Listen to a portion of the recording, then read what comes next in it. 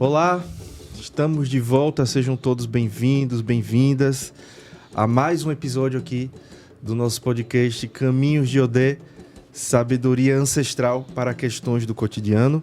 E como sempre, eu vou começar apresentando aqui o nosso convidado de hoje, que é uma pessoa também que certamente tem muito a contribuir aqui com os nossos debates, trazer muitas ideias, trazer muitos questionamentos também, por que não? Vou pedir licença aqui para ler. E hoje eu recebo aqui o Petrônio Domingues. Ele é bacharel e licenciado em História pela Universidade de São Paulo. É também mestre e doutor em História pela mesma instituição. É professor do Departamento de História da UFS, a Universidade Federal de Sergipe, do mestrado em História e do mestrado e doutorado em Sociologia nessa mesma instituição. Tem diversos livros e artigos publicados. Tem experiência no estudo sobre historiografia brasileira, pesquisando as populações da diáspora africana, pós-abolição, identidade e multiculturalismo. Ele foi pesquisador visitante na Universidade de Nova Jersey, lá nos Estados Unidos, no Departamento de Estudos Africanos. E em 2020 foi finalista do Prêmio Jabuti, que é um dos prêmios mais importantes, os maiores prêmios da literatura brasileira, com o livro Protagonismo Negro em São Paulo, História e Historiografia. Como sempre, eu começo agradecendo imensamente pela sua disposição, pela sua disponibilidade em vir aqui conversar com a gente, compartilhar muito do seu saber e de sua experiência. Muito obrigado. E eu começo, professor, lhe perguntando... A gente gosta de conversar um papo mais pessoal, de uma forma mais pessoal, e aí eu começo lhe perguntando qual é a sua relação com o estado de Sergipe, né? Lá em 2022, o senhor recebeu o título de cidadão sergipano e há certo tempo o senhor já vem produzindo aqui conhecimento, formando pessoas também. Como é que você se relaciona aqui com o nosso estado? Primeiramente, eu quero agradecer ao gentil convite, Caio, para estar participando desse bate-papo aqui, nesse programa, né? Que, sem sombra de dúvida, é um espaço importante de debate, interlocução e diálogo, os Caminhos de Odé, e dizer da minha alegria, né, de poder estar abrindo esse canal de interlocução. A sua pergunta ela é interessante porque me faz fazer um balanço mesmo da minha presença aqui em Sergipe. Eu vim para cá, eu sou do Recife, mas passei a maior parte da minha vida em São Paulo, onde eu fiz, enfim, minha graduação, mestrado, doutorado. E tive uma breve passagem pelo estado do Paraná, fiquei 3 anos morando lá. E quando foi em 2006, eu prestei concurso para professor efetivo do Departamento de História da Universidade Federal de Sergipe. E foi quando eu conheci Aracaju, quando eu conheci o estado, enfim, quando eu vim prestar o concurso. E de lá para cá eu me radiquei aqui no estado, né? Muito bem lembrado. Hoje eu sou também um cidadão sergipano com muito orgulho, muita alegria, porque isso eu diria que foi fruto de um trabalho que eu venho desenvolvendo aqui a partir, né, da minha atuação junto ao Departamento de História, junto aos programas de pós-graduação em História e o programa de pós-graduação em Sociologia da Universidade de São Paulo. Então já posso falar assim que eu venho formando já, enfim, alguns pesquisadores, todos eles voltados para o meu campo temático. Conforme você muito bem me apresentou, eu sou um especialista no campo, né, da história da população negra no Brasil, nas Américas, notadamente no período pós-abolicionista. Então, a partir dessa agenda de trabalho, né, eu já formei, enfim, dezenas de alunos em âmbito de graduação, mestrado, doutorado, e que vem consolidando, né, essa agenda de estudo e pesquisa aqui no estado. Eu sou coordenador de um grupo de pesquisa, né, intitulado Pós-Abolição no Mundo Atlântico, e que vem rendendo já alguns frutos, alguns dividendos em matéria de dissertações de mestrado, tese de doutorado, né? Inclusive pesquisas já premiadas, que já se tornaram livros, né? Eu mesmo já organizei um livro a respeito, né, do pós-abolição aqui em Sergipe. O título do livro que foi publicado em 2022, né? O título do livro é o Pós-Abolição em Sergipe, né? Então, eu fiquei muito feliz por ocasião, né, que a LESE, né, aprovou o projeto, né, que me concedeu esse título de cidadão sergipano, porque eu entendo que foi o coroamento de um longo trabalho que eu venho desenvolvendo a partir da Universidade de São Paulo, e notadamente a partir das minhas pesquisas e das pesquisas dos meus orientandos, que em comum, né, diria que é um grupo que vem realizando um esforço intelectual de tirar a população negra da invisibilidade de Aracaju e do estado de Sergipe. É um trabalho muito, muito importante para a sociedade, né? E aí eu começo perguntando também o tema do racismo, o tema da construção social das populações negras de terreiro, as populações que estão relacionadas com as várias religiões de matrizes africanas, elas sempre estão aqui na mesa das nossas conversas. Então a gente já trouxe diferentes visões, diferentes opiniões, e eu queria ouvir a sua opinião no que se refere à formação dessas comunidades, dessas culturas aqui no Brasil. A gente pode falar que o caso brasileiro, ele teve particularidades quando a gente fala em termos de vinda, de inserção, de construção social das populações negras com as culturas que aqui já existiam, ou a gente pode falar que existe uma formatação que é meio global quando a gente fala nessa situação da diáspora africana? O Brasil, de certo, ele foi uma experiência sui generis do ponto de vista da diáspora africana, né? Então, o Brasil foi o país que mais recebeu população africana escravizada. Estima-se que para as Américas vieram cerca, né, de 12 milhões de africanos escravizados, portanto, né, alguns vão até argumentar que tratou-se de um sequestro, porque foi um traslado forçado. Mas o fato é que para o Brasil veio cerca de 5 a 6 milhões de africanos escravizados. Então, disparado é a principal diáspora do ponto de vista quantitativo. Não é por outro motivo que o Brasil reúne a maior população negra do mundo e que, do ponto de vista proporcional, nós só perdemos para a Nigéria. Então, o Brasil foi um caso sui generis, a começar do ponto de vista do número de pessoas, né, africanas escravizadas que vieram para cá. Sim. Né? Quando comparado à experiência escravista dos Estados Unidos, do Caribe, então o Brasil se singulariza do ponto de vista da quantidade de pessoas africanas escravizadas. Mas o Brasil também se distingue, não é só por isso, né? Se distingue do ponto de vista do modelo de escravidão que foi implantado aqui, e o modelo de escravidão implantado aqui derivou um padrão de relações raciais, ou, se preferir, um padrão de racismo que também nós podemos definir como sui generis. Nós podemos falar que existe, que surge aqui no Brasil um racismo à brasileira. Esse racismo à brasileira não se confunde com o racismo dos Estados Unidos, não se confunde com o racismo do Caribe, não se confunde, por exemplo, com o racismo da África do Sul na época do Apartheid. Então, é um racismo peculiar, específico, sui generis, que se caracteriza pelo quê? Né? De modo geral, o racismo à brasileira, ele se caracteriza por, você identificar o que alguns autores chamam que é um racismo de marca e um racismo de cor. Não é um racismo de origem.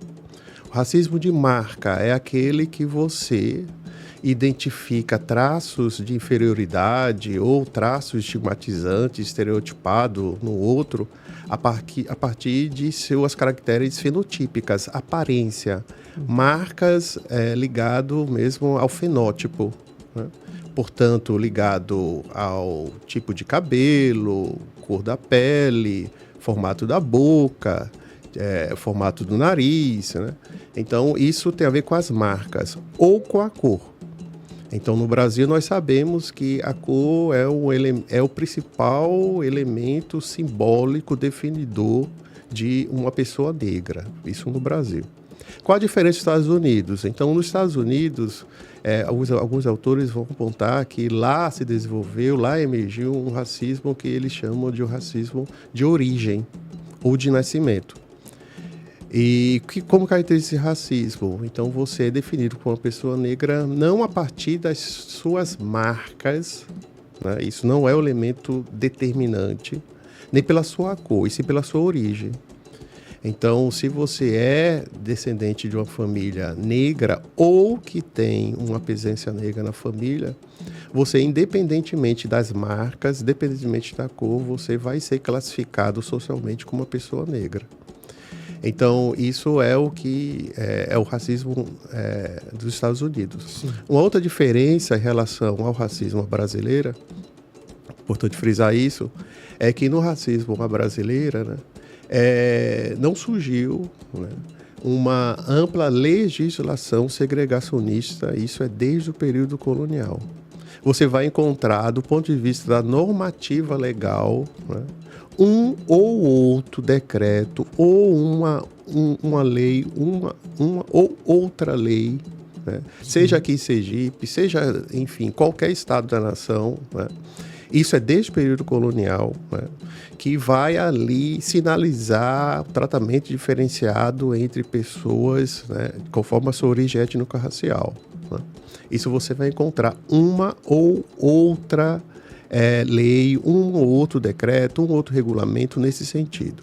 Mas o fato que isso não virou norma legal do Estado brasileiro, diferentemente dos Estados Unidos, que lá vingou um racismo institucionalizado, um racismo que estava inscrito na legislação sancionada pelo Estado.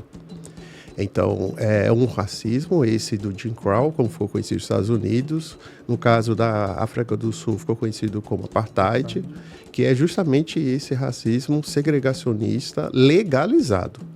Isso nunca aconteceu no Brasil. Importante frisar.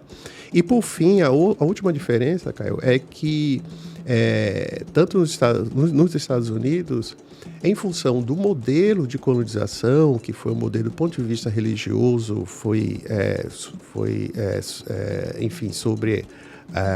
capitalizado pelo protestantismo, que é a religião por parte dos ingleses, que foram os primeiros colonizadores dos Estados Unidos. Então, nos Estados Unidos, aconteceu algo que difere do Brasil, que foi a ausência dessa miscigenação em larga escala, em função de uma tradição religiosa puritana dos colonizadores nos Estados Unidos, né? Comparado ao Brasil, né? Houve pouco índice de miscigenação, incursões dos homens brancos, né, fazendo incursões sexuais com as escravizadas, né? Isso no Brasil, comparado aos Estados Unidos, aconteceu em muito maior escala. Portanto, a miscigenação de fato é um traço genuíno do modelo de colonização do Brasil, e isso derivou o surgimento de uma categoria étnico-racial intermediária reconhecida pelo censo, a partir da categoria de raça e cor, que é a figura do pardo. Sim. O pardo é esse sujeito intermediário entre o preto e o branco.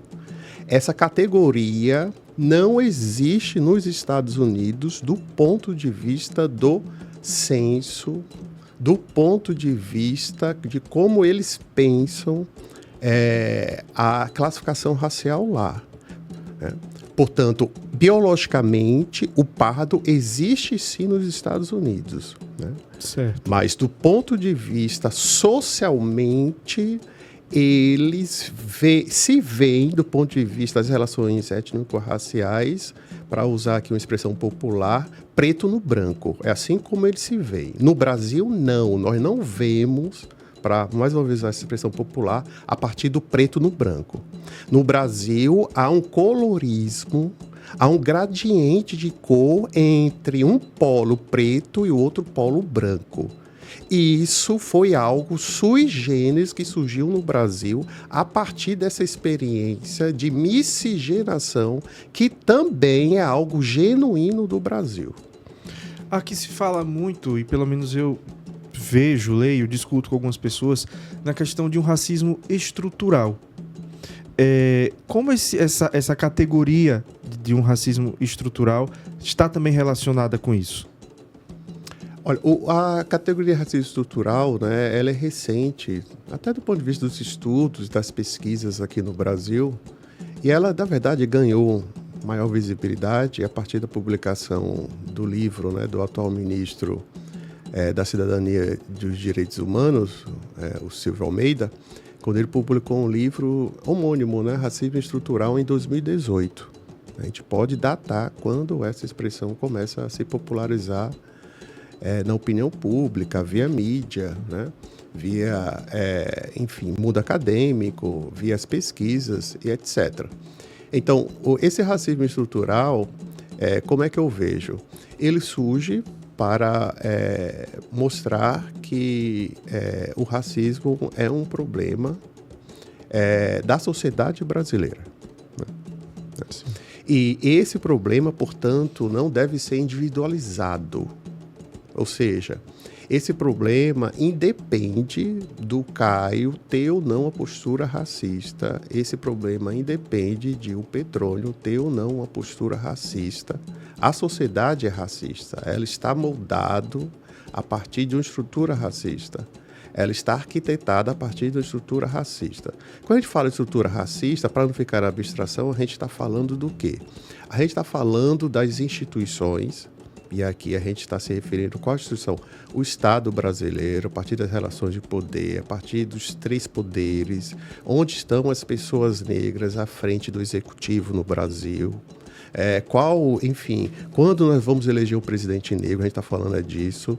Quando a gente fala ausência de pessoas negras nas instâncias de poder, e sobretudo nos poderes da República, então, onde estão as pessoas negras no Supremo, né?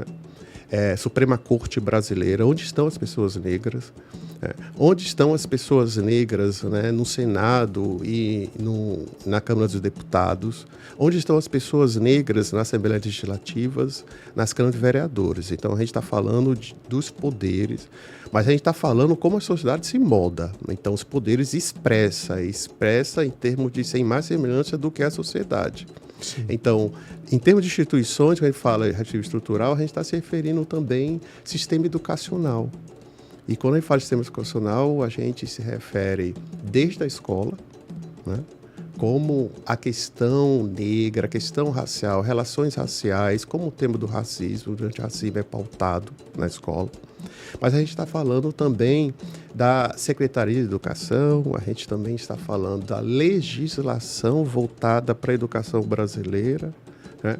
Então, a gente está falando do sistema educacional. A gente também, quando fala de sistema estrutural, a gente está falando do sistema de saúde. A gente está falando onde estão, enfim, esses profissionais da saúde, médicos, enfermeiros, pessoas negras. A gente também está falando políticas públicas voltadas para a população negra, política pública específica para a da saúde, né? A gente está falando do Ministério da Saúde como lida com essas diferenças entre pessoas negras e não negras no Brasil, se é que lida, se é que tem políticas específicas, né?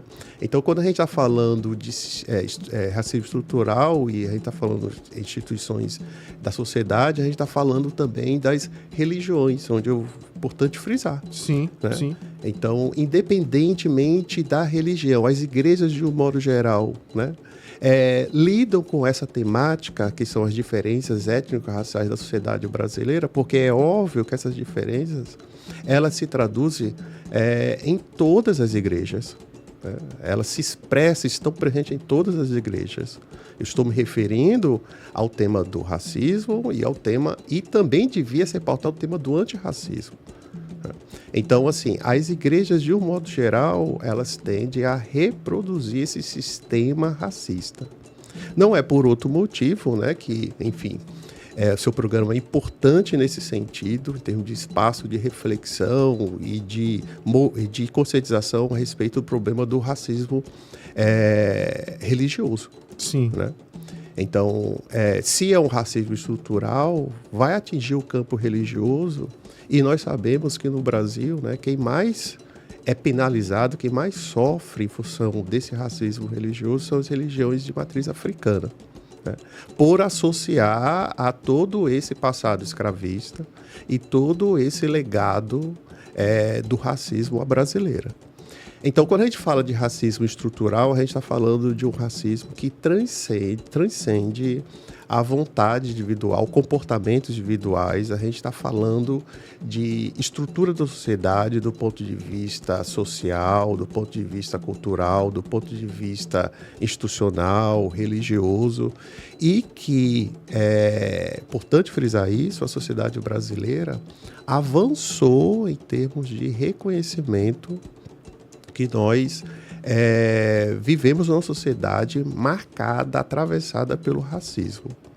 Eu friso isso, Caio, porque até um tempo atrás, eu me refiro à questão de até 2 décadas atrás, a sociedade brasileira se recusava a se enxergar como racista.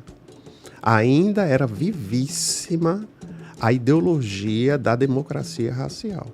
A base da democracia racial é negar a existência do racismo, que o problema da sociedade brasileira não passa pela questão racial, o problema é social. Resolvendo a questão social, se resolve todos os problemas. E nós sabemos que não. Nós sabemos que a sociedade brasileira, sem sombra de dúvida, ela é marcada por suas contradições sociais, mas também desde a sua fundação, desde a sua invenção enquanto nação, nós também vivemos o problema das desigualdades étnico-raciais. Numa entrevista sua para o Alma Preta, o senhor falou, e eu vou ler aqui as suas palavras rápidas, que o Brasil vive uma mudança no padrão das relações sociais. E acredito que isso tenha muito a ver com essas discussões sobre o Gilberto Freire, enfim, a democracia racial no Brasil. O que é que o senhor pensa a respeito disso? Importante pergunta. Sem sombra de dúvida, nós estamos vivendo uma transição na sociedade brasileira. Uma transição está em curso. Eu já venho, sim, levantando a hipótese que nós vivemos numa era do pós-democracia racial. Ainda não está consolidada essa hipótese, portanto, por isso eu prefiro afirmar que trata-se de uma hipótese, que é esse novo momento que a sociedade brasileira, entre aspas, desperta, eu prefiro usar o termo se sensibiliza para seus problemas de origem étnico-racial e que isso tem desdobramento em todos os campos que eu já mencionei aqui, campo político, social, saúde, educação, religioso. Então a sociedade brasileira, sim, vem se despertando, vem cada vez mais se interessando pelo assunto, né? Eu acho que o seu programa é importante porque se insere nesse novo contexto, né? E vem contribuir com ele, diga-se de passagem, em termos de fomentar ideias, em termos de fomentar essa conscientização que é necessária. Mas eu acho que nós estamos vivendo num momento em que já é residual o número de pessoas, né, que ainda defende o mito da democracia racial, né? Ainda é residual, né? Portanto, ainda existe, né? Mas se comparado a lá atrás, há 20 anos atrás, esse número já é residual. E aí, quando eu falo que cada vez mais a sociedade brasileira está se sensibilizando, eu estou me referindo a uma legislação que foi criada, a Lei 10.639, para tratar do assunto no sistema educacional, nas escolas, escola da rede básica de ensino, nas universidades. É um assunto cada vez vem ganhando espaço. Eu estou me referindo ao próprio governo federal, que tem, sim, implementado políticas públicas voltadas para combater as desigualdades raciais a partir de um ministério específico, que é o Ministério da Igualdade Racial. Então, eu estou me referindo à mídia brasileira. Eu tenho que reconhecer o papel hoje que a imprensa vem cumprindo, e isso se traduz com a maior presença de jornalistas negros e negras na imprensa brasileira, nos chamados conhecidos jornalões, e que vem também mudando a cara do jornalismo brasileiro. Isso é uma coisa muito importante. A gente vê mais diversidade no jornalismo brasileiro. Isso se reflete nas pautas. Cada vez mais os programas vêm abrindo espaço para discutir temas candentes como esse, do racismo, do antirracismo, em busca de uma sociedade, obviamente, né, que respeite mais a diversidade, as diferenças e que valorize, né, a igualdade. Então, eu entendo que nós estamos vivendo um novo momento. Eu sou otimista em relação ao nosso futuro, no sentido de que essa nação ela está sendo reinventada, essa nação, e muito do que vai resultar desse processo em curso depende de nós.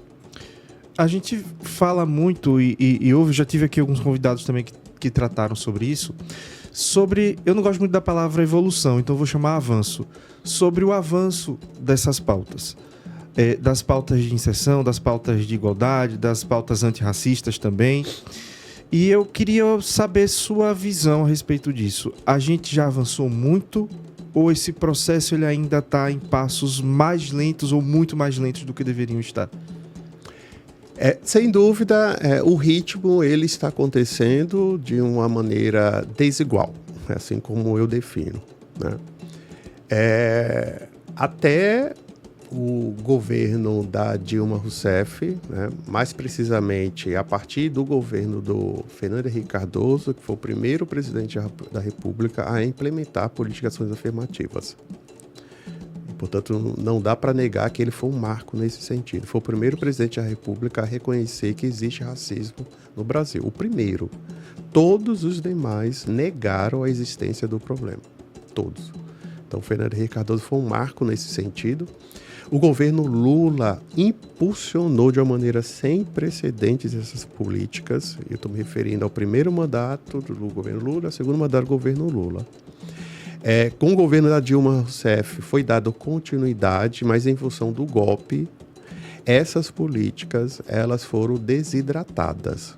Infelizmente, houve um retrocesso a partir do governo Temer, e esse retrocesso chegou ao seu auge em termos de políticas regressistas para essas temáticas, para essa agenda, né, no governo do Bolsonaro. Então, por isso que eu entendo que esses avanços estão se dando num ritmo desigual. Esse avanço deu um salto a partir do governo do FHC até a Dilma e depois um retrocesso. Isso mostra, então, que a gente vive talvez uma certa insegurança quando a gente fala em termos de Estado, de política pública, no que tange justamente a não resolver também, mas começar a discutir, começar a olhar e buscar, por que não, a solução para essas questões racistas aqui no Brasil? Bem interessante a sua pergunta. Sim, ainda essa é uma agenda marcada pela instabilidade, portanto fica muito a reboque, sim, de governo. Fica muito a reboque de determinados projetos políticos e definitivamente ainda não é um projeto de Estado. Definitivamente não é, né? Portanto, nós não temos ainda uma nação comprometida, um Estado brasileiro comprometido, né, no combate permanente às desigualdades, aos preconceitos, a todas as formas de tolerância, tal. Nós não temos ainda esse quadro. O que nós temos, sim, devemos reconhecer o esforço por parte, sim, de alguns governos, e é por isso que a gente tem que reconhecer o esforço desses governos, que vêm, sim, com toda, eu diria assim, resistência que sofre e tal, buscando implementar uma política afirmativa no sentido de combater as desigualdades no campo, enfim, das lutas específica, como a gente chama. Certo. Qual a contribuição, qual o contributo que os movimentos políticos, sociais, dos povos negros, eles têm nessa pauta aqui no Brasil? Os movimentos negros, né, eles estão, eu diria que, na vanguarda de todo esse processo de articulação, conscientização e mobilização por parte da sociedade civil. E a partir desse esforço coletivo, de ações coletivas, é que alguns segmentos da sociedade política do Estado brasileiro, historicamente refratários, né, a essas demandas, vêm abrindo espaço, né, vêm abrindo canal de diálogo, discussão e vêm encampando algumas dessas reivindicações, dessas demandas. Então, eu estou me referindo a esses movimentos negros que surgem já no período pós-abolicionista, já na Primeira República, e atravessa todo o século XX no Brasil, e que algumas de suas demandas, né, depois aí de décadas, para não falar mais de um século, vem começando a ecoar na sociedade brasileira, vem começando a repercutir na sociedade civil, no Estado, e vem começando a surtir efeito. Então, bandeira muito objetiva, as ações afirmativas no Brasil foi primeiramente formulada e defendida pelos movimentos negros. E tardiamente, setores da sociedade civil abraçaram essa causa e tardiamente o Estado brasileiro abraçou essa causa. A partir daí foi que iniciou esse processo de implementação desses programas específicos, dessas políticas específicas, que hoje se espalhou por todo o país, em âmbito municipal, estadual e federal. Então, o movimento negro não é um ator coadjuvante desse processo, né? É um protagonista desse processo. Mas que começa a ganhar ser mais do conhecimento geral, porque é um movimento, e aí eu falo de uma pessoa que está de fora dele, né? Eu passo a conhecer o ativismo, o movimento negro, a partir do momento em que eu também me relaciono com o candomblé especificamente. E aí a gente tem uma noção muito básica do que vem de escola, do que vem de mídia institucionalizada. Ele sempre existiu, ele tem um protagonismo, como o senhor muito bem coloca, mas durante muito tempo ele meio que foi negada a ele uma voz nos espaços institucionalizados, né? E por que eu trago essa minha visão aqui? Porque eu penso que o Brasil não conhece os grandes nomes, os grandes pensadores, os grandes ativistas que a gente tem do movimento negro. E eles começam a ser buscados e começam a ser mais amplamente divulgados para toda a sociedade a partir de agora, ou não? Você tem razão, né, quando você afirma que o movimento negro ele ficou, sim, à margem, né, da grande mídia, ficou à margem do sistema educacional, enfim, ficou na sombra, assim, da sociedade brasileira por longo período, né, e que, em função, sim, desse novo momento que eu acabei de frisar, como eu venho designando, né, de um período, né, do pós-democracia racial, em que as questões ligadas ao racismo e ao antirracismo estão pautando a agenda nacional. Hoje é uma dessas questões candentes que vem despertando, mobilizando a atenção dos diversos segmentos da sociedade. Então, esse movimento negro, ao longo aí da República, a história republicana, né, de fato ficou, sim, eu diria assim, no limbo. E a partir do momento, né, que essas pautas ganharam visibilidade, essas pessoas que eu estou me referindo, essas lideranças, esses intelectuais negros e negras, esses ativistas negros e negras, também saíram do limbo, também saíram da sombra, de modo que uma crescente, que o interesse da sociedade brasileira por conhecer mais a história desse movimento, de suas lideranças, de seus intelectuais, homens e mulheres importantes que contribuíram do ponto de vista do pensamento social brasileiro, que contribuíram do ponto de vista, né, de formulação, de pensar políticas públicas pensando a inclusão, de pessoas que pensaram uma nação, né, mais inclusiva. Então, é recente o interesse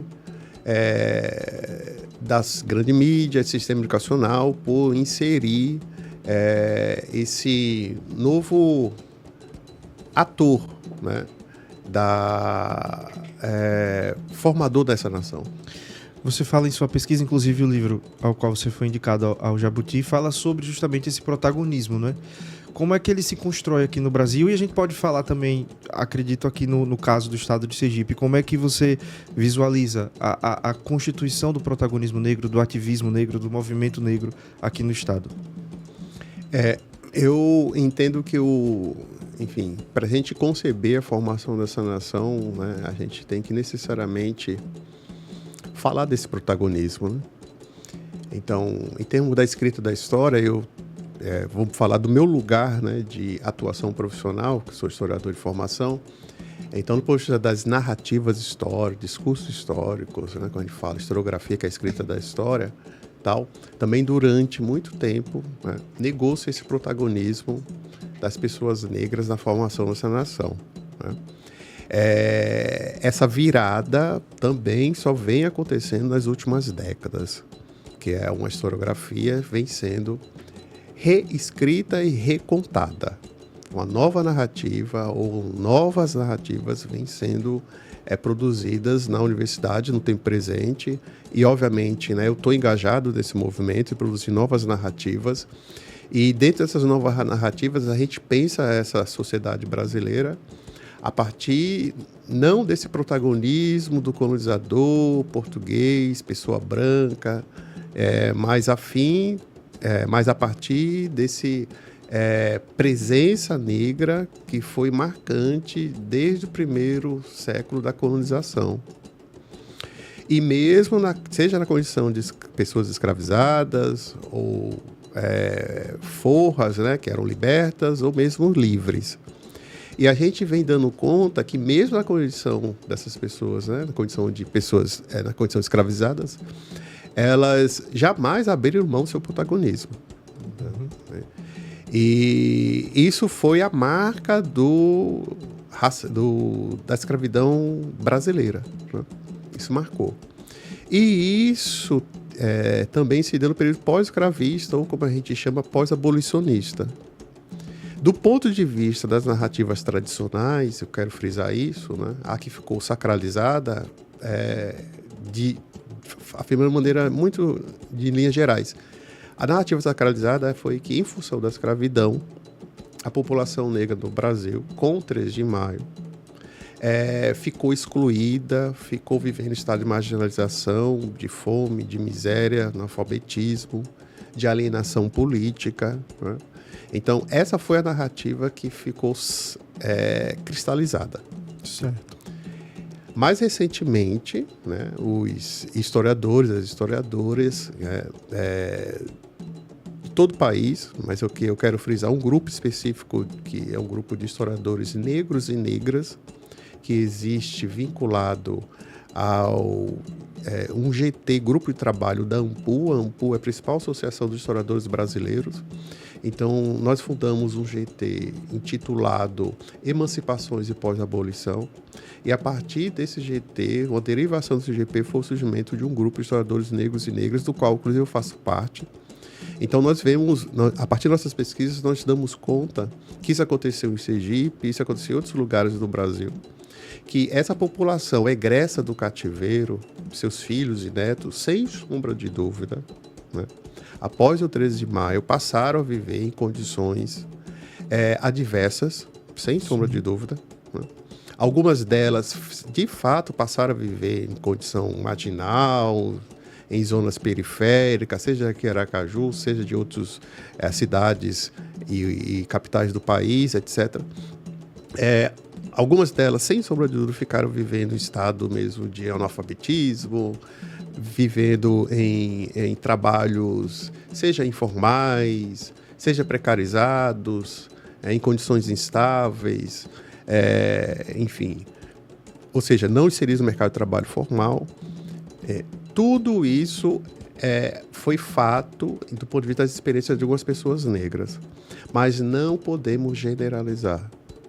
O erro é a generalização.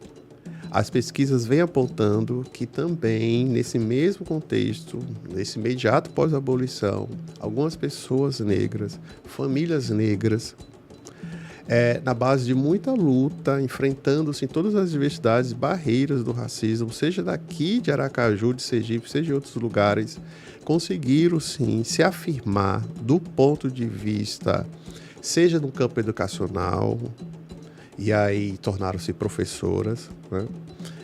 Sempre importante frisar aqui para o Estado a experiência histórica da Zizinha Guimarães, uma importante professora negra do Vale do Contiguiba. Toda a trajetória dela ela foi em Laranjeiras, fundou uma escola no início do século XX com recursos próprios, né?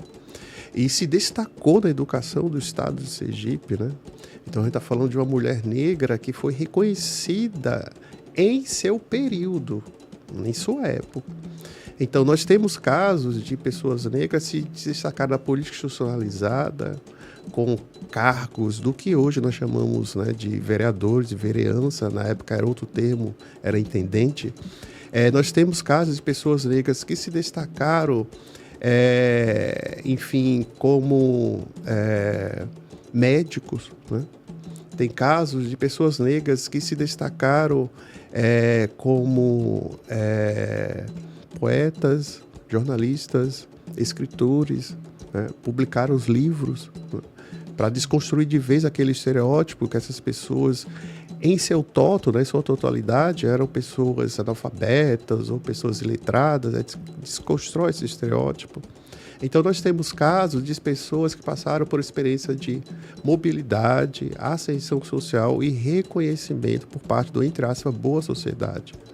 Então, essas pessoas tiveram seus talentos, suas potencialidades reconhecidas em vida. E aí o que a gente vem constatando que a escrita da história, essa tradicional, foi que não fez o registro dessas experiências. A história tradicional fez questão de não contar a história dessas pessoas negras. Então, um dos traços do racismo brasileiro, de fato, é o apagamento da memória de experiências negras bem-sucedidas. Você só reforça o discurso de que as pessoas negras elas são fracassadas, derrotadas, excluídas, marginalizadas. Você reforça esse discurso, né? E você omite os casos de pessoas negras bem-sucedidas nas mais diversas áreas e setores da sociedade. Essa é uma das contribuições, então, que a pesquisa, que a academia tem a dar, né? Fazer esse resgate. Mas aí eu também... Primeiro eu queria saber sua opinião sobre isso, né? O trabalho que a academia tem nesse sentido. Mas também eu queria consultar, vamos chamar assim, a sua expertise num tópico que muito me toca, que é essa relação que a academia tem com o saber, com a forma dos saberes. Para você, é uma forma, é uma manifestação de racismo? A gente tem uma academia que exclui, eu vou chamar assim, um saber mais do terreiro, o saber mais que está na rua. Como é que você pensa isso? A pergunta muito importante e bem atual, tá na ordem do dia, essa discussão que nós estamos travando hoje na universidade em torno de um questionamento que vem sendo feito dessa matriz de pensamento que institui a universidade no Brasil, que é uma matriz de pensamento eurocentrada. Então, a partir dessa matriz de pensamento eurocentrada, há uma determinada concepção de ciência ou paradigma científico, qualquer concepção de ciência. E essa concepção de ciência, né, convencionou definir o que é ciência, aquilo que é produzido na universidade a partir de pesquisas científicas, né, seguindo todo o procedimento que foi estabelecido secularmente a partir dessa tradição mesmo eurocentrada da Europa, vindo da Europa. Né. Mais recentemente, um grupo de intelectuais vem sim defendendo que existem várias maneiras de você produzir conhecimento. Mais do que isso, existem saberes de diversas naturezas. Esse saber científico, ele é um deles, não é um único e tampouco mais importante. Ele é uma forma de você aprender conhecimento.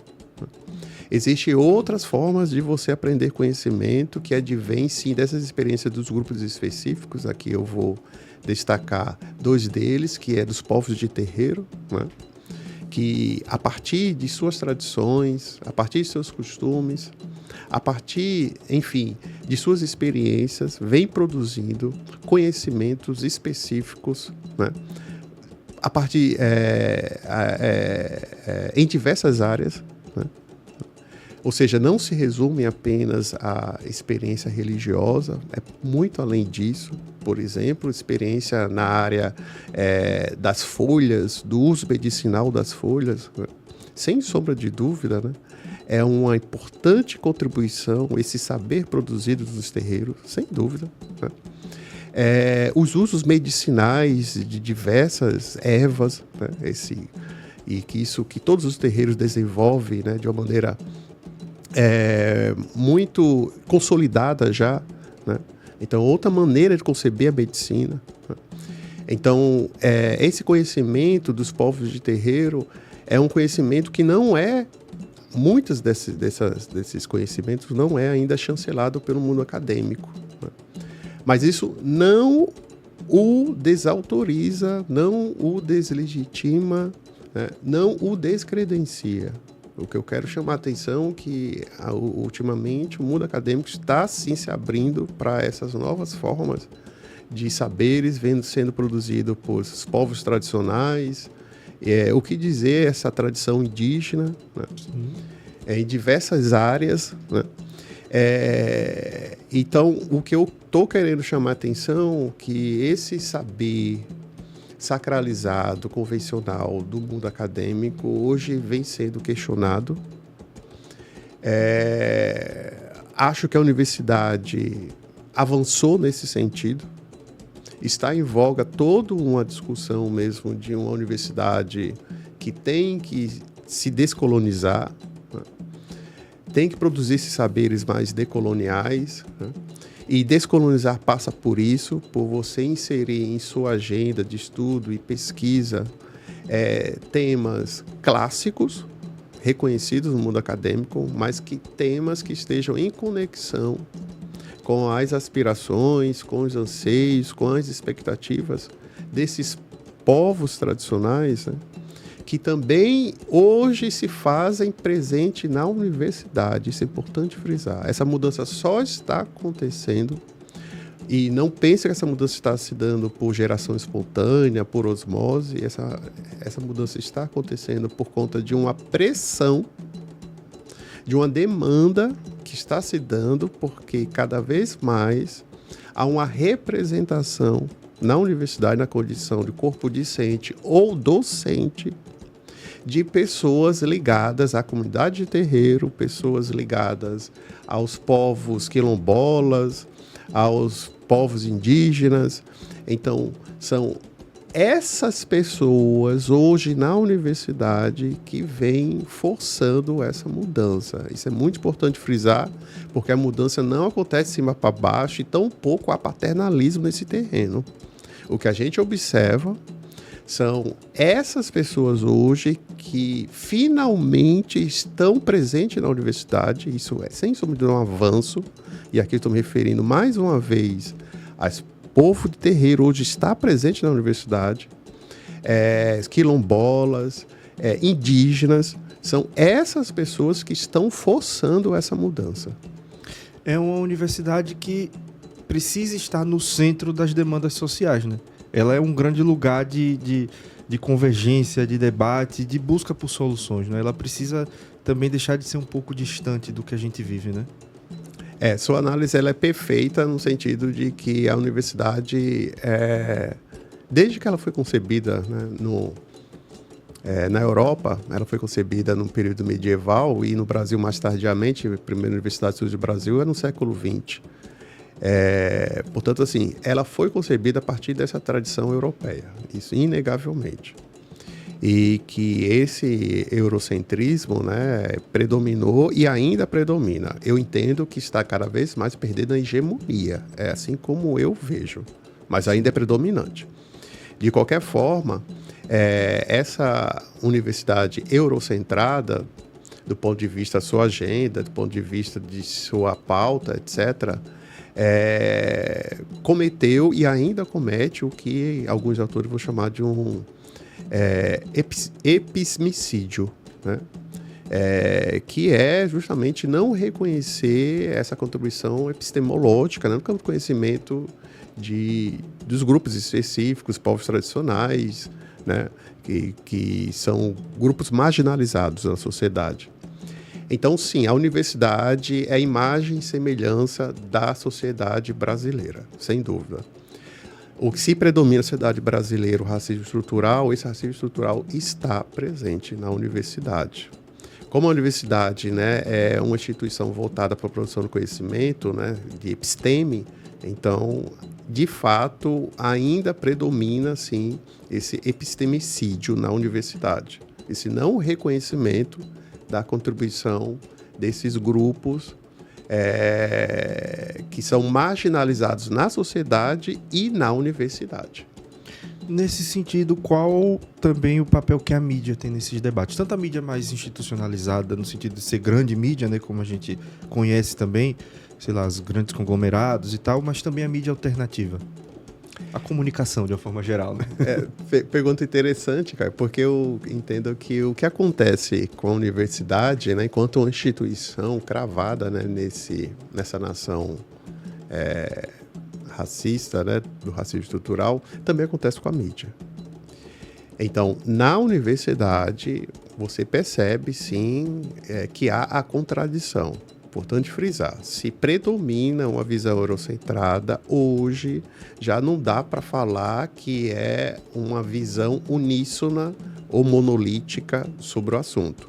Você já vai encontrar representações que vêm produzindo discursos divergentes, dissensos, dissonantes, já na universidade. Temos que reconhecer que esses grupos existem na universidade, que estão travando esse embate do ponto de vista das narrativas, de suas concepções de saber científico e de suas concepções de pesquisa. Isso também vale para o jornalismo. Eu entendo que o jornalismo brasileiro, sem sombra de dúvida, ainda é um dos pilares do racismo estrutural, né? E a gente pode apontar como é que se dá essas desigualdades na mídia, a quantidade de, primeiro, jornalistas negros e negras que são formados, começar por aí, né? Ainda é minoritário, né? Segundo, onde é que esses profissionais eles atuam, onde eles atuam, né? Em terceiro, a presença desses profissionais, na grande mídia, como fala, né? Na grande mídia, ainda é um grupo minoritário. Sim. Portanto, assim, a mídia, ela é imagem e semelhança do nosso racismo estrutural, né? Ponto. A partir daí, o que eu percebo, esse mesmo jornalismo, que foi um dos pilares, né, de sustentação desse racismo estrutural, vem se abrindo, como poucos segmentos da sociedade civil, vem se abrindo para acolher a pauta da discussão do racismo e do antirracismo. Então, a partir de agora, eu estou apontando as contradições presentes nesse mesmo jornalismo que eu acabei de apontar. Sim. Então, vamos lá.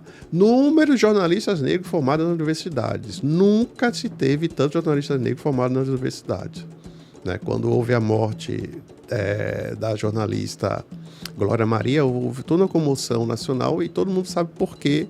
Porque ela é de uma geração, né? Geração dela, tal, que ela foi, como se fala, né? Solo, como se fala, uma andorinha só, tal, da geração dela. Então, assim, de lá para cá a gente vê como mudou a presença negra na grande mídia, tá? Eu falo do ponto de vista numérico e agora eu vou apontar do ponto de vista qualitativo, né?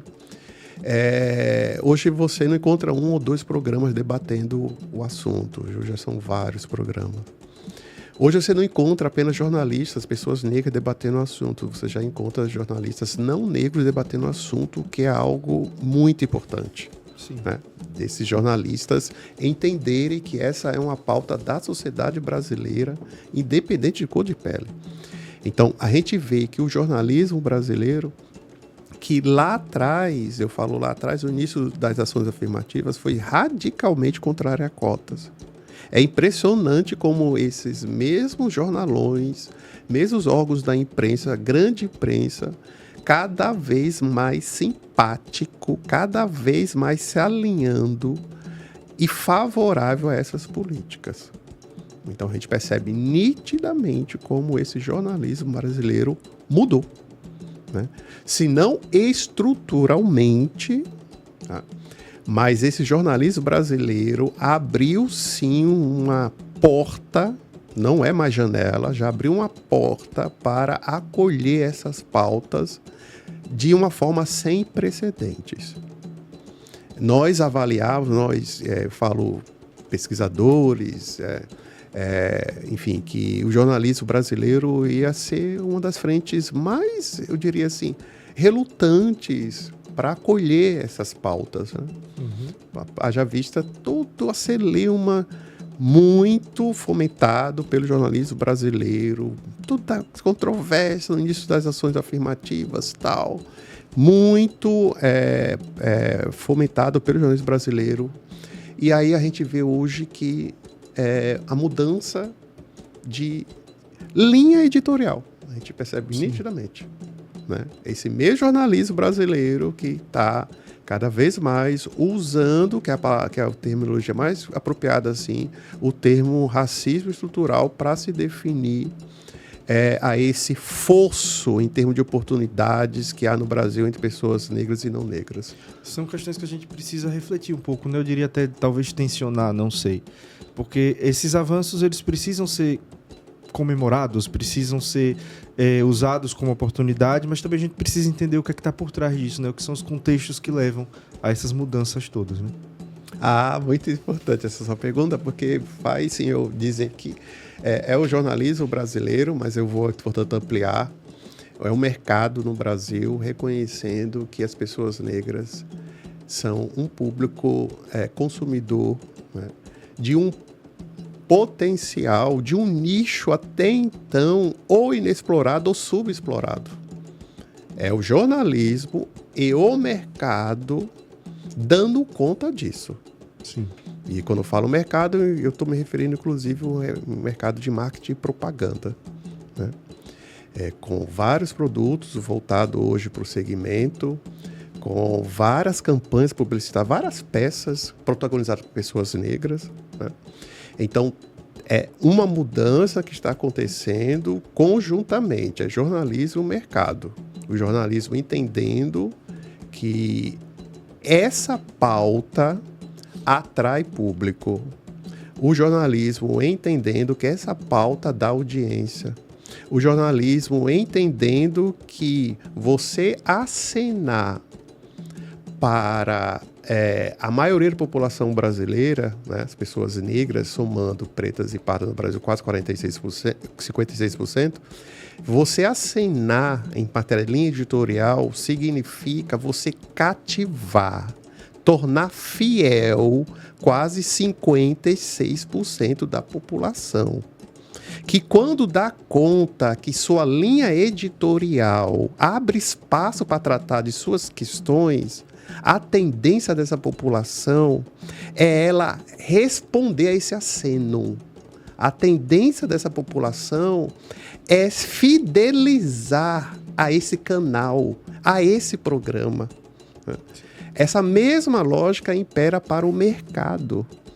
É esse mercado consumidor brasileiro, as indústrias de modo geral, as empresas de modo geral, produtos específicos que tem esse rótulo étnico, algumas dão outro rótulo, mas é voltada para esse segmento, dando conta que esse público é de um potencial que é incrível, potencial consumidor, e que esse é um público que fideliza, dando conta disso. Então, essas campanhas publicitárias, cada vez mais dando conta, né, que nós vivemos uma sociedade marcada pela diversidade e que essa diversidade tem que aparecer também do ponto de vista da representação. E o mais, eu diria assim, interessante, Caio, é que essas empresas, enfim, algumas delas incorporando, né, na sua própria, eu diria, política interna, algumas dessas corporações, a política da diversidade. Isso é algo novo no Brasil. Importante frisar que essas políticas de ações afirmativas no Brasil é Estado. São as instituições públicas. Passa ao largo da iniciativa privada.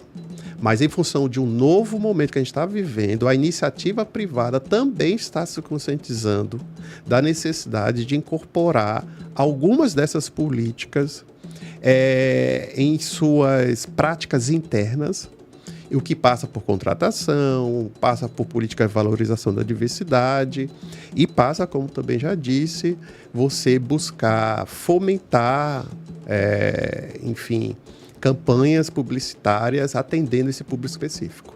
Perfeito. Tem um conteúdo que eu li numa entrevista sua, agora vai me falhar a memória em qual veículo, mas que quando eu li, eu disse assim, eu preciso levar isso ali para nossa conversa no podcast, porque eu achei necessário discutir isso. Essa relação que a gente tem hoje dos movimentos ou do movimento negro, posicionamentos políticos e religiões neopentecostais. Como é que você analisa esse fenômeno? Uma pergunta complexa. Sim. Dizer que... vou começar com... Hoje já virou uma espécie mesmo assim de clichê entre os especialistas da estudo das religiões, sobretudo os antropólogos e os sociólogos. O clichê é que as religiões evangélicas, né, que eu uso esse genérico para se referir sobretudo às religiões neopentecostais, são as religiões mais negras no Brasil, né? Então quero começar por aí. O que os indicadores e o censo vem apontando é isso mesmo, né? Qual seja, essas religiões neopentecostais, notadamente, né? Do ponto de vista de critério raça e cor, vem, eu diria que, arregimentando, sobretudo, pessoas negras, pretas e pardas, né?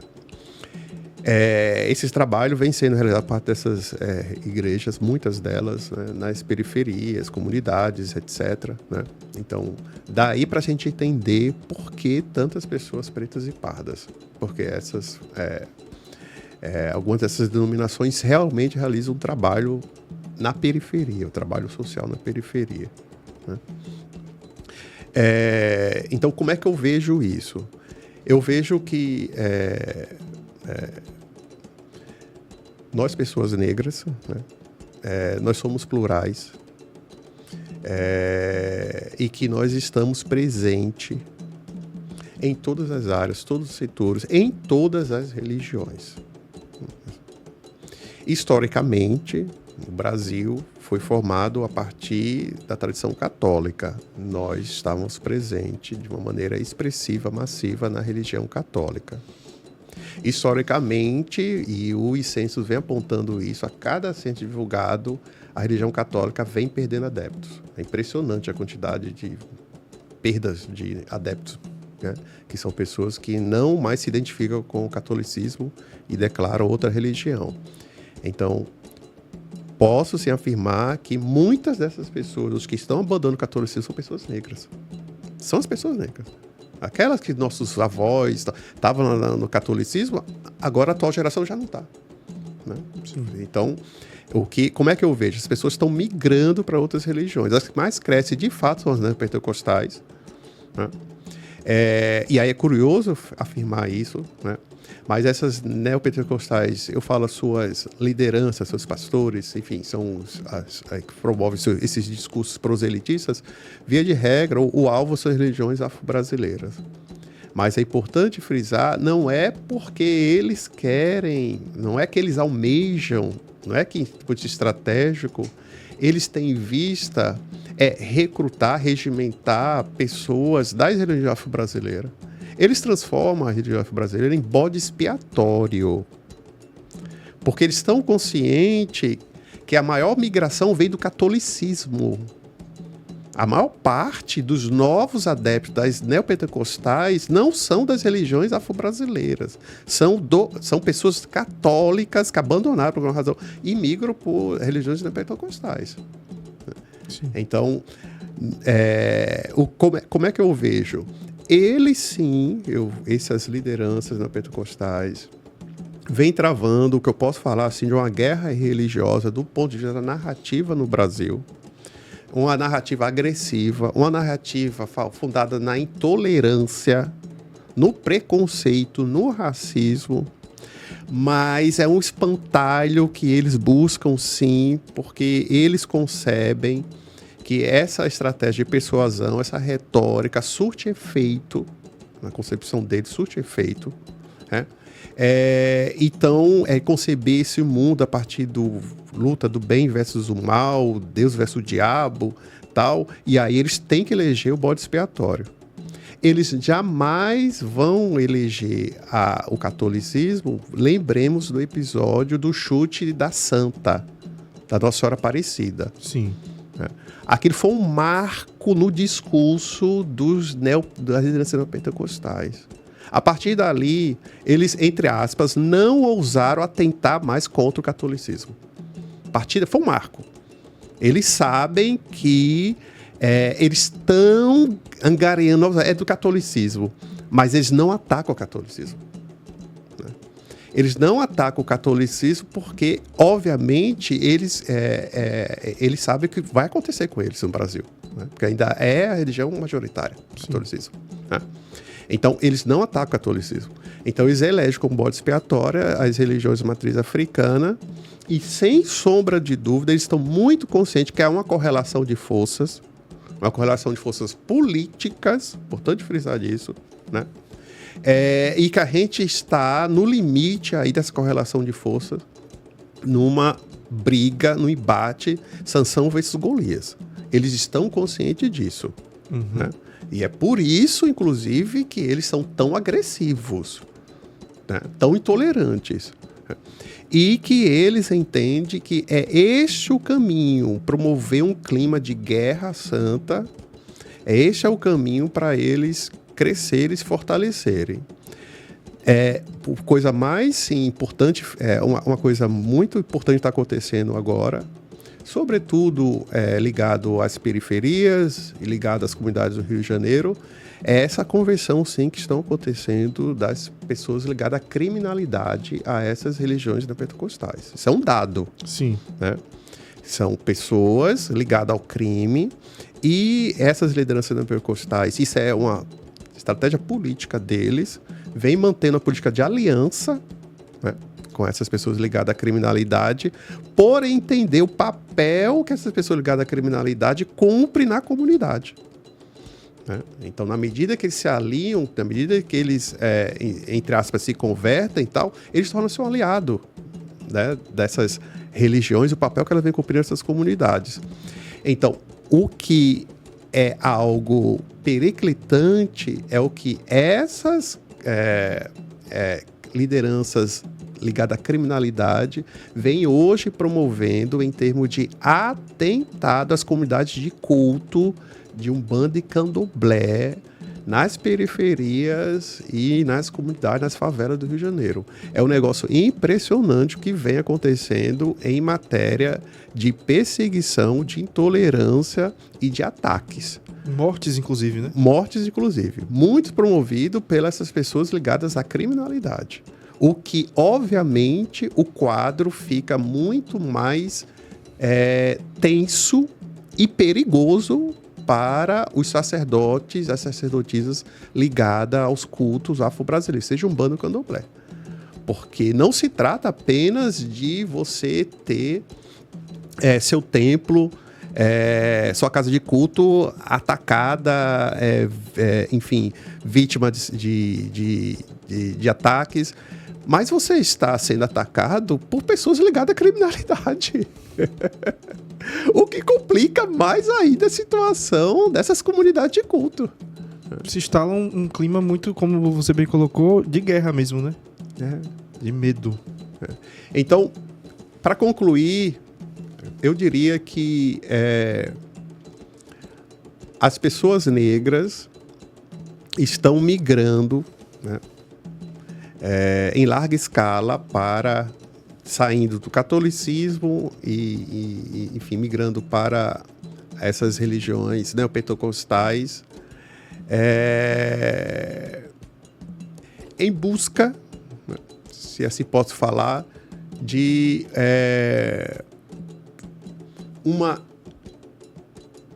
sopro de esperança que essas religiões vêm prometendo, que elas não encontram mais no catolicismo.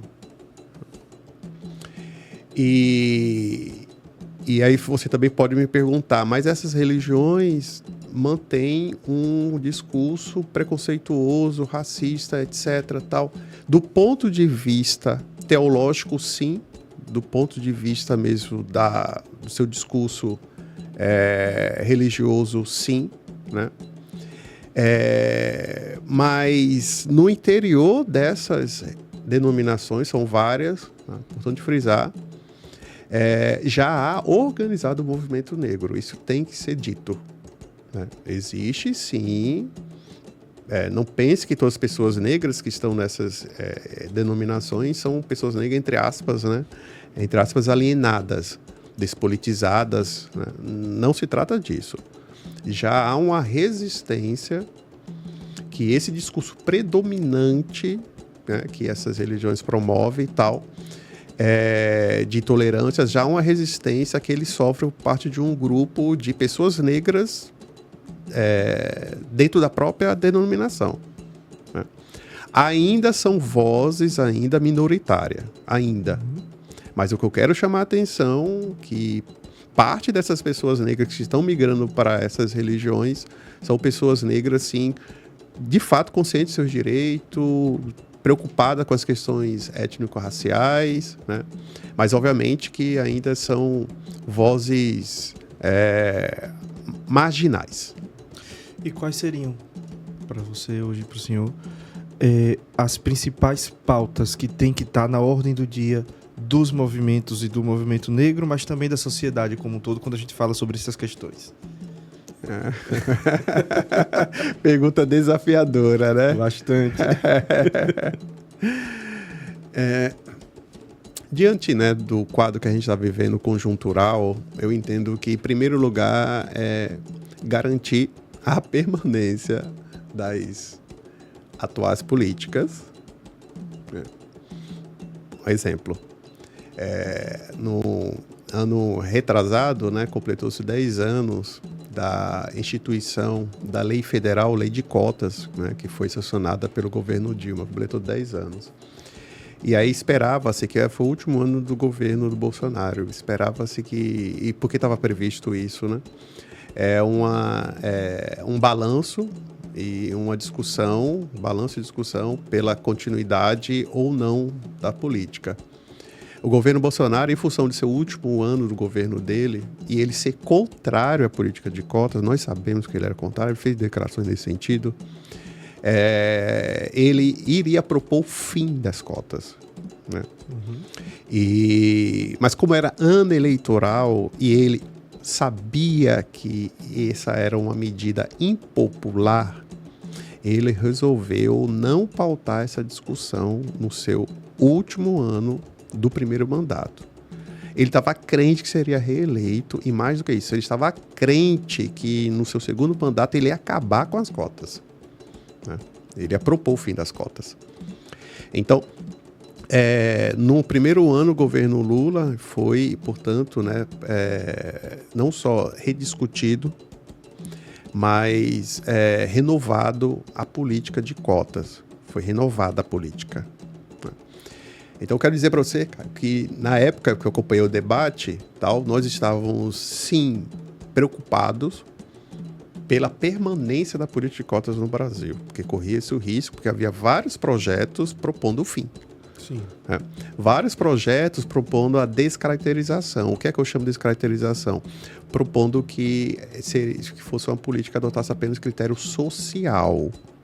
Cotas da universidade para estudantes de escola pública baixa renda, origem, portanto, critério social, alunos carentes de escola pública, só. queriam acabar com o critério racial. Uhum. Esse discurso ainda tem um apelo forte no Brasil, né? Então, o fato é que o governo Lula, ele bancou, né, a renovação da política de cotas. Então, eu quero dizer para você que primeiro eu acho, desafio nosso, é garantir a permanência dos atuais programas, das atuais políticas, e que, porque a gente está acompanhando como a sociedade brasileira ela está polarizada, importante frisar, né? Então, a gente sabe como esse crescimento da extrema-direita com a pauta conservadora de costumes, uma pauta fundada, sem sombra de dúvida, no racismo, na homofobia, no sexismo. Como o mais incrível, essa pauta, ela tem adeptos e seguidores no Brasil. Nós temos que reconhecer, é um dado da realidade. A sociedade brasileira está dividida. Há uma forte polarização da sociedade brasileira. Os grupos de direita, de extrema direita, os grupos conservadores, estão vivíssimos. E se alimentando por narrativas aí em redes sociais, enfim. Sem sombra de dúvida, com representação na Câmara, no Congresso, no Poder Executivo, no Judiciário, na Suprema Corte, eles têm representação. Então, quero dizer que a sociedade brasileira está dividida em todos os setores. E nós estamos, sim, confrontando, sim, projetos de nação. É um projeto conservador, sim, pela perpetuação das desigualdades. A gente sabe que no limite que eles querem é isso, que a sociedade brasileira continue sendo uma sociedade racista, sexista, homofóbica. A gente sabe que são avesso à política de inclusão. A gente sabe que eles são avesso a políticas que promovam a diversidade. A gente sabe como eles são avesso a essa nossa batalha que a gente trava por manter o Estado laico. É impressionante, né? Como esses setores, eles, com essa pauta conservadora, estão articulados e eles estão fortes, empoderados em diversos, eu diria, setores e instâncias da sociedade brasileira. De outro lado, nós temos a nossa pauta. É um outro projeto de nação que a gente entende que essa nação tem que ser refundada. Nós temos que lutar por uma sociedade mais igualitária, e isso passa desde por questões gerais até a questões específicas. A gente entende que essas pautas específicas voltadas às demandas das mulheres, da população negra, da comunidade LGBTQIA+, indígena, tal, são essas demandas específicas, elas têm que ser atendidas no aqui e agora, no hoje. Não é esperar o amanhã. Nós temos que ter consciência que essas pautas nos mobilizam. Nós temos que ter consciência que a gente está pensando numa sociedade brasileira mais mesmo justa, fraterna, se a gente está pensando no bem viver, etc. É óbvio que a gente vai ter que atender essas demandas. Nós vamos ter que atender essas reivindicações.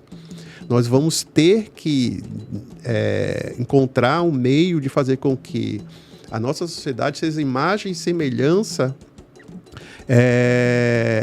de seus grupos que a compõem. Sim. Né? Então, como é que eu vejo em termos de desafio? Primeiro, garantir as atuais políticas, e aí sim, tudo junto e misturado, pleitearmos a ampliação dessas políticas. Né? Pleitear a ampliação dessas políticas, por exemplo, passa por cotas na universidade, um ganho, um avanço. Nós temos que lutar pela ampliação de cotas de funcionalismo público. Nós temos que discutir cotas, né, ou algum tipo de política afirmativa, né, na mídia, na imprensa brasileira. na imprensa brasileira. Nós temos que discutir ou fomentar o debate, né, políticas de promoção da igualdade na iniciativa privada no Brasil, né, de uma forma induzida, fomentada pelo Estado. Né, porque, obviamente, a iniciativa privada ela é livre, mas é óbvio que o Estado tem que cumprir esse papel de fomentar, né, de promover, né, de buscar suscitar o debate e buscar sensibilizar a iniciativa privada. Né? Então, eu acho que quando a gente fala de ampliar essas políticas, a gente fala de maior representação na Câmara dos Deputados, a gente fala de maior representação no Senado. Sem sombra de dúvida, o governo Lula perdeu a oportunidade em termos de representação da Suprema Corte, do Supremo, está indicando uma mulher negra. Enfim, infelizmente... É um tempo que é pedido isso, né? Exatamente, né? A gente está nesse momento de buscar também representatividade nas diversas esferas do poder.